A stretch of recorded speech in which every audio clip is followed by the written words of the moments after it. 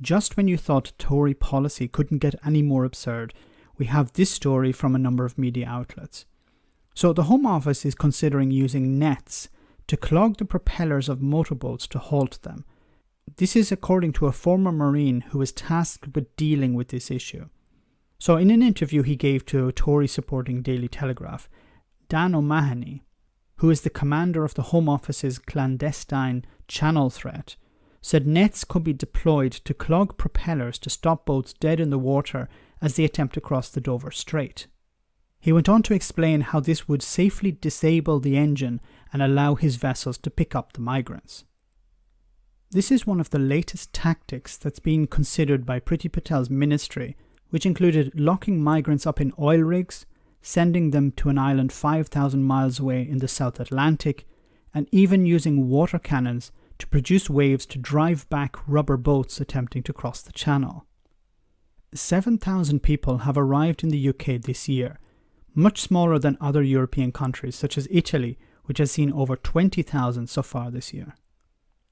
O'Mahony, the irony of that surname, told the Daily Telegraph that nets were one of the methods which his team may deploy over the next number of months. However, he was a bit coy when asked to go into detail, just saying that they were working with maritime security departments across law enforcement and military, everywhere across government, in order to deal with this problem.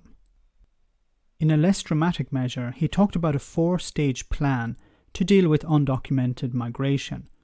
Step 1 would be to use social media to attempt to stop the flow of people coming from Africa and the Middle East.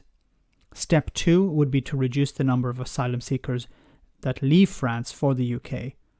Step 3 would be stopping people from arriving in the UK and claiming asylum, while Step 4 would be so-called changes to the asylum system itself. The Home Secretary reinforced the last step when she spoke at the Conservative Party conference last week.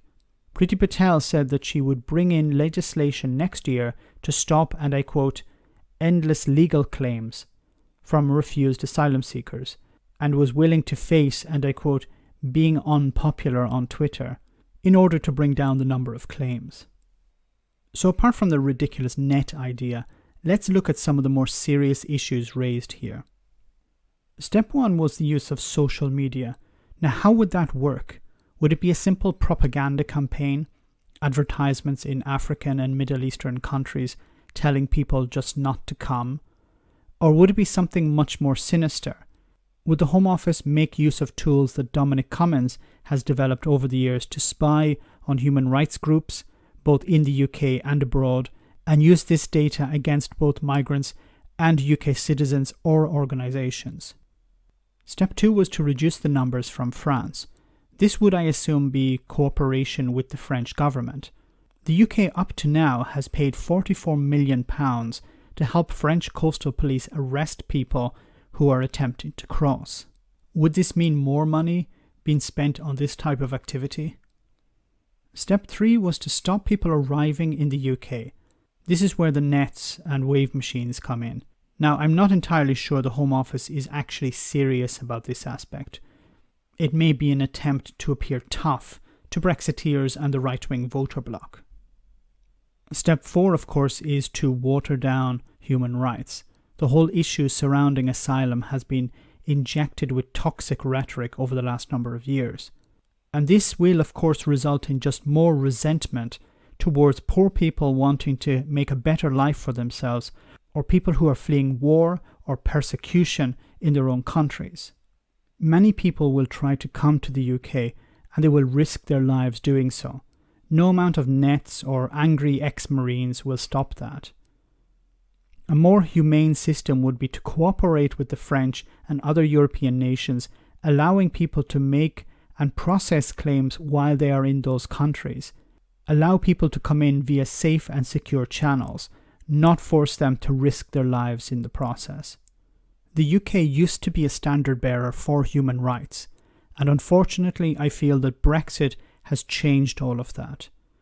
Language towards migrants has become much more toxic, and we are seeing much more violence towards migrants themselves. Let me know in the comment section, guys, what you think. As always, your comments are greatly appreciated. Thanks a lot.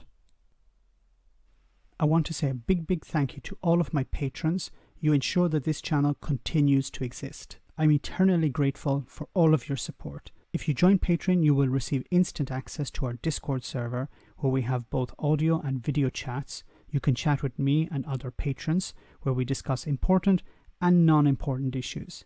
Becoming a patron per month costs about the same as a large coffee, so why not check it out?